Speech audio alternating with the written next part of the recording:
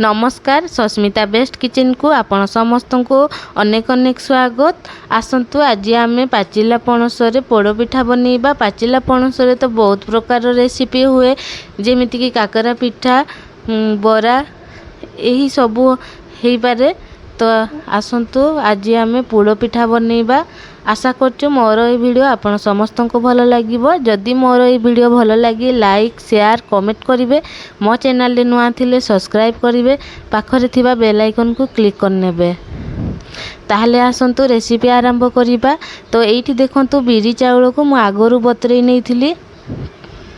तो देखंतु बिरी नैची 200 ग्राम रो, चाउल नैची 150 ग्राम रो। ताको 5-6 घंटा हेलानी बतरै नैची। आउ एबे भल भाबरे बतरी जाइछि देखंतु।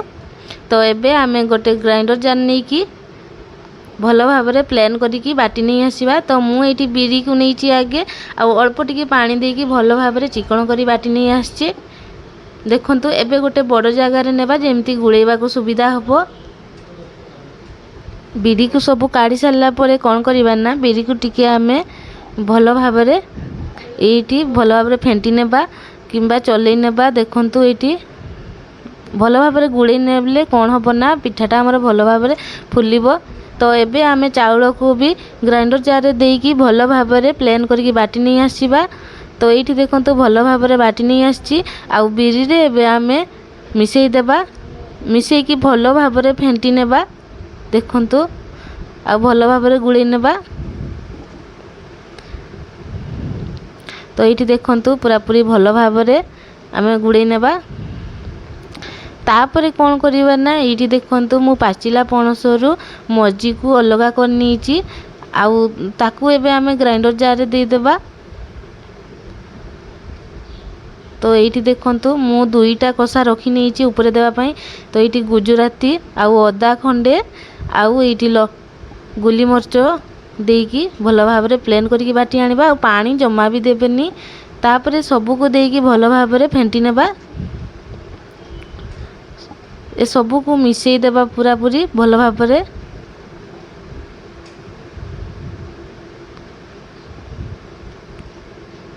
तो ये देखंतु पूरा पूरी भल भाबरे मिसेई नेबा।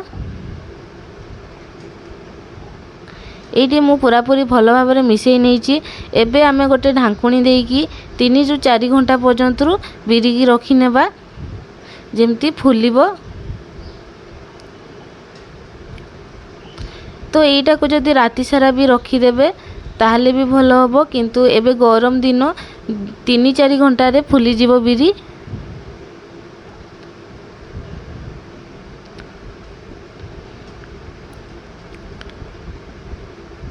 तो ये देखंतु मु गोटे ढांकुणी नौची आउ एबे रखी दउची। ये देखंतु हमर 3-4 घंटा भी हेई गलानी। आउ बिरी भल भाबरे फुली जाइची देखंतु। देखंतु पूरा पूरी फुल ही जाइची फुली की। एबे भल भाबरे आउ टिके चलै नेबा।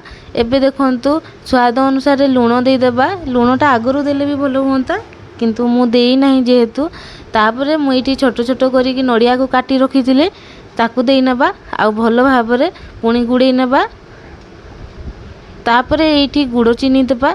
तो एठी सपा चीनी देले भी हबो किंतु पोड़ पिठा रे गुड़ चीनीटा देले भल लागे टेस्ट भी आउ स्मेल भी। तो एठी गुड़ देकी भी भल भाबरे मिसेई नेबा।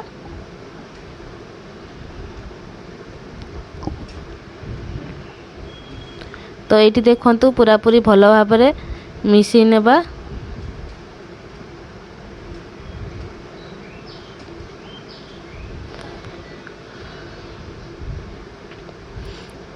तो ये देखंतु पूरा पूरी भल भाबरे मिसेई नैची।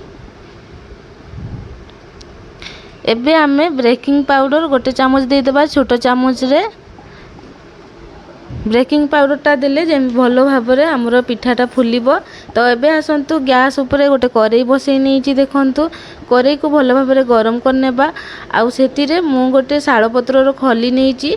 जदि एमतिका खली नाही ताहाले आपण माने कदली पत्र भी नै पारिबे। तो एठी देखंतु खली देई सारला परे ता ऊपर घिओ देई देबा देखंतु। तो एठी आपण माने तेल भी देई पारिबे घिओ दे सारा पर तल ता चारि साइड रे हाथ रे मु देई नउची घिओ को। ये देखंतु चारिआडे भल से कर नीची। एबे कौन करिबा ना जो मु गुड़े की रखी पिठ को ताकू दे नेबा। तो ये देखंतु सबु जाक को मु एठी दे नउची। तो यही पोड़ पिठा मु करेई रे करची देखंतु। तो आपण माने चाहिए केक टिन नहीं की करि परिबे जेमति का केक करंती। एठी देखंतु सबु जाक को मु ढाली देची।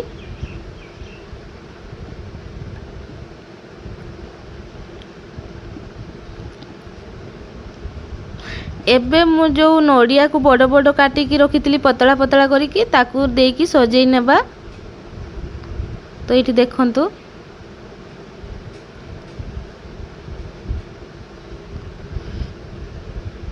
एठी यही रकम पतला पतला करिकी नड़िया काटी नेबे ऊपर देबा पई।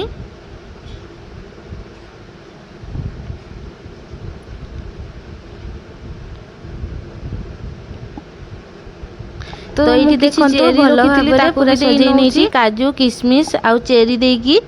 एबे आमे गोटे ढांकुणी नेबा आउ भलो भाबरे कवर करिकी ढांकुणी मार देबा। आउ पूरा पूरी घंटे 10 मिनिट पई छाड़ी देबा। तो ये देखंतु पूरा पूरी रे मु जांकी की ढांकुणी मार नीची। तो ये ऊपर टिके घिओ देबा। तो मु भूली जाइतिली। ये देखंतु कि जो पणस कषा रखी ताकू भी टिके ऊपर दे देइची। तापर ये ऊपर टिके घिओ देकी आउ थरे भलो भाबरे ढांकुणी मार नेबा।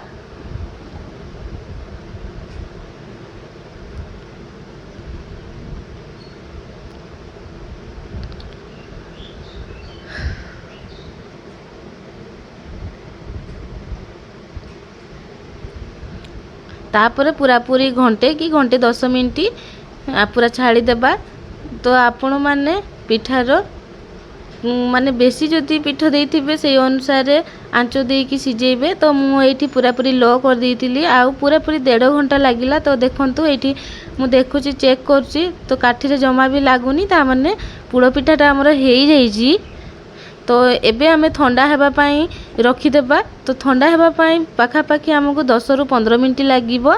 तो ठंडा हेबा पई छाड़ देबा। तो ये देखंतु 10 रु 15 मिनिट भी हेई गलानी आउ पिठा पूरा पूरी ठंडा हेई गलानी। तो एबे हमें गोटे थाली को मु काढी नेची देखंतु। आउ एबे हमें से खली को खोली नेबा।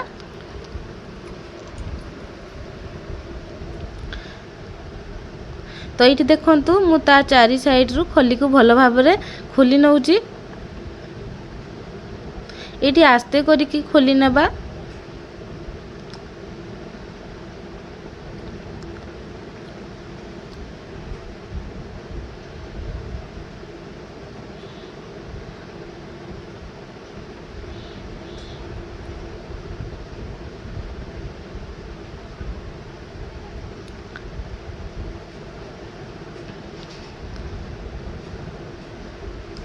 तो ये देखंतु मु पूरा पूरी भलो भाबरे खोली नेची।